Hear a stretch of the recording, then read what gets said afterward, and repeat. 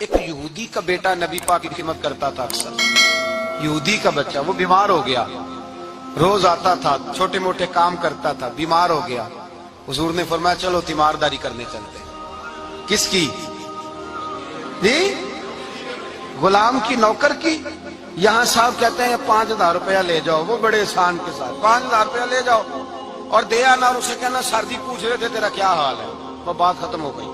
حضور بنفس نفیس گئے اور غریب کا گھر تھا. وہ یہودی باہر نکلا جس کا بیٹا بیمار تھا, تو کہتا جب دروازے پہ میں نے مسلمانوں کے نبی کو کھڑے دیکھا تو میرے پیروں تلے زمین ہی نکل گئی. میں نے کہا حضور مجھ غریب کی کٹیا میں کیسے آئے؟ پر میں تجھے پتا ہے نا تیرا بچہ میری نوکری کرتا تھا, یا بیمار ہو گیا, میں تیمارداری کرنے آیا. وہ یہودی کہتا مجھے خیال یقین ہی نہ آئے کہ میرے گھر میں حضور, تو امیر حرم, میں غریب بے نوا, تو کجا